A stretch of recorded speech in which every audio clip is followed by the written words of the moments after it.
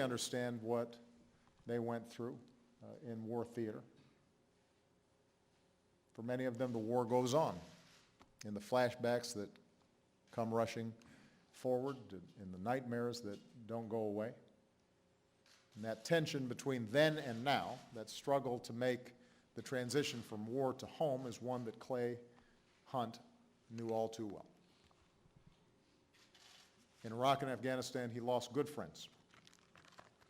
After one buddy died, Clay slept in his empty bunk for a while to stay close just a little longer. A few weeks later, another friend was fatally shot right in front of him. There was nothing Clay could do to save him, but he was still racked with grief and guilt. And when he got home, he found it hard to sleep and hard to go to football games or anywhere that was loud or crowded. Now, part of what made him remarkable was he was able to name the problem. He understood it. Like many of our troops and veterans, Clay had post-traumatic stress. And as a country, we've been doing more to help our troops and veterans deal with injuries like post-traumatic stress. We've been doing more awareness and more outreach, and more counselors have been put in place to improve access to care. Been doing more research and into prevention and treatment. And we've been saying loud and clear to anyone out there who's hurting, it's not a sign of weakness to ask for help, it's a sign of strength. And Clay Hunt was strong that way. He asked for help. In fact, he did everything that we urge people with post-traumatic stress to do. He reached out to his family. They embraced him with love. He opened up to other veterans, and they were there for him too. He sought treatment, not once, but repeatedly, and he channeled his stress into service. As part of Team Rubicon, as Jake described, he went to Haiti after the earthquake to help families rebuild. He refurbished bikes for injured veterans so they could join Wounded Warrior rides. He even appeared in a public service announcement encouraging veterans having a tough time to reach out for help, because he knew that even though you can't see it, post-traumatic stress is an injury just like any other, and the stigma has to end. And Clay received care through the VA, but he struggled to get the right medication and the right disability rating. And by the time the severity of his condition was recognized, it was too late. And Clay had taken his life just weeks before, and he was 28 years old. Amid unimaginable grief, Clay's family, Jake, and his fellow veterans made it their mission to spare any more families the pain they endured. So they shared Clay's story far and wide. And they reached out to members of Congress. And they lobbied, and they testified, and made personal appeals. And thanks to their tireless efforts, and we are particularly grateful to Clay's family, being able to transform grief into action. Today I will sign the Clay Hunt SAVE Act into law. And SAVE stands for Suicide Prevention for American Veterans. It helps fill critical gaps in serving veterans with post-traumatic stress and other illnesses. It increases peer support and outreach to service members transitioning to civilian life. It recruits talented psychiatry students to work at the VA after graduation. It makes it easier for veterans to find the care they need when they need it. And it includes strict accountability measures so we can track and continually improve these efforts as we learn more. Now, this law is not a complete solution. We've still got a lot more work to do. Our Secretary of Veterans Affairs, Bob McDonald, is here and is doing a terrific job pushing reforms to get our veterans the care that they deserve. But one of the messages I want to make sure to deliver today, and I know that the First Lady and Joe Biden and others have been delivering this continually through their joining forces effort, this is not just a job for government. Every community, every American can reach out and do more with and for our veterans. This has to be a national mission. As a nation, we should not be satisfied, will not be satisfied until every man and woman in uniform, every veteran, gets the help that they need to stay strong and healthy. And this law will not bring Clay back as much as we wish it would. But the reforms that it puts in place would have helped. And they'll help others who are going through the same challenging process that he went through. So this is a good day. And we pay tribute to everyone who helped to make it possible.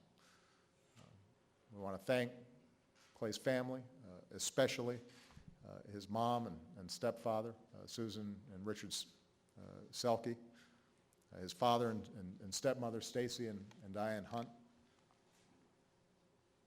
You guys never stopped fighting for Clay, and for all of the families who've lost sons and daughters as well. And as a commander-in-chief and as a father, I can't think of a more beautiful and special way to honor your son. So we thank you very much.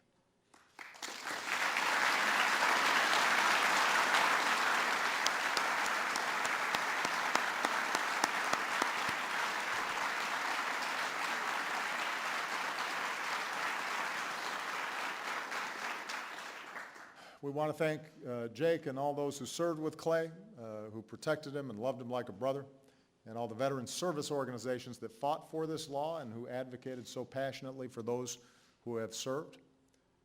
We thank all the military families who've lost a loved one, families here today who channeled their grief into helping others. They believe, as we all do, that we have to end this tragedy of suicide among our troops and veterans. I want to thank the members of Congress, Republican and Democrat, who worked to get this done.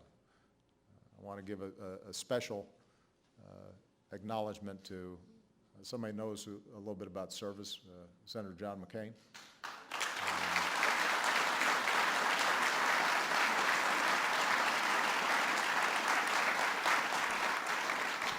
Dick Blumenthal, we're grateful for your efforts. Representative Jeff Miller, my homegirl from the Chicago area, Tammy Duckworth, couldn't be prouder of her.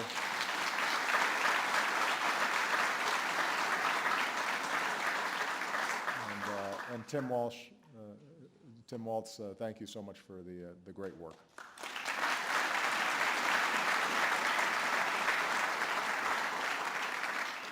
And just to be clear about the bipartisanship here, this is one of those areas where we can't have an argument. You know, Clay's parents are Texas Republicans. That's just not run-of-the-mill Republican. And they worked with, this entire spectrum, conservatives, liberals, and that's just a reminder of what we can accomplish when we take a break from, the partisan bickering that so often dominates this town and focus on what really matters to the American people. I wish I had gotten a chance to know Clay, but in a way I feel that I do, because there are a lot of incredible men and women all across this country who, like Clay, just love their country and want to serve. Michelle and I have had a chance to meet so many of them, and it's such an incredible privilege. And I think of the soldiers I sat down with at Fort Bliss a few years ago, and they told me they were proud to serve but struggled with challenges like post-traumatic stress. Told me about the challenges they had in getting support and treatment and managing their medications, staying strong for their families and their fellow soldiers, and most of all, the challenge of asking for help, which is hard to do for folks who are used to helping others. I think of Staff Sergeant Ty Carter, whom I awarded the Medal of Honor. He survived an unimaginable battle in Afghanistan and carried a badly wounded comrade to safety, as tough as they come. But he too acknowledged before the ceremony and talked about it publicly, his struggles with post-traumatic stress. At first he resisted even seeking help, but eventually he reached out for the care that he needed.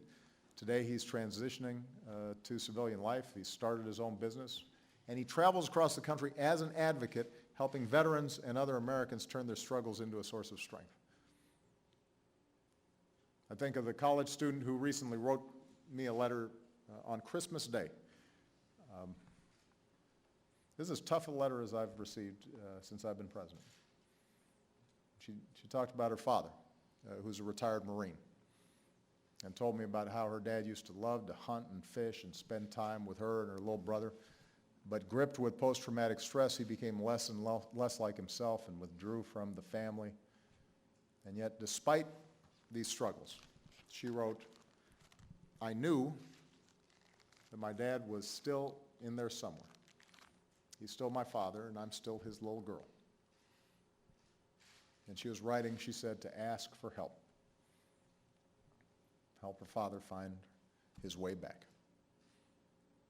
Not for my family, Mr. President, she said, I'm asking you to help the others, other families like hers. And she said, don't forget about them. And that's really what today's about. Don't forget. So today we say again, to every person in uniform, every veteran who has ever served, we thank you for your service, we honor your sacrifice, but sometimes, talk is cheap. And sometimes, particularly at a time when we've got an all-volunteer force, and so often we can celebrate them at a ball game, but too many are insulated from the impacts. We got to also act. Can't just talk. So we're ready to help you begin the next chapter of your lives. And if you are hurting, know this, you are not forgotten, you are not alone, you are never alone. We are here for you. America is here for you, all of us.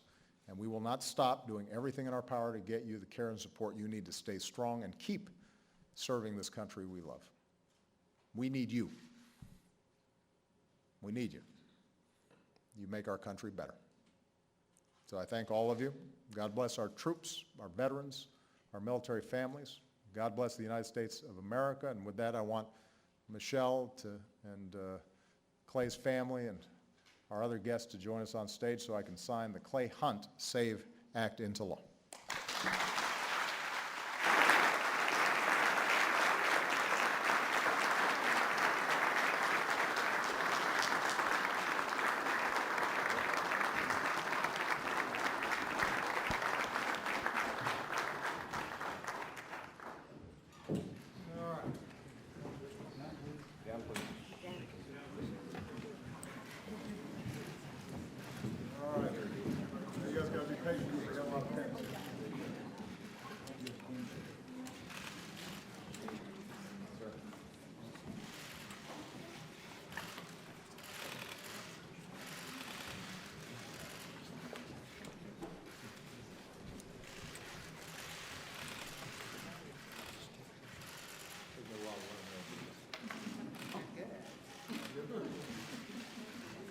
Yeah, because that way, when you give the pens away, you can say if it was actually used to sign.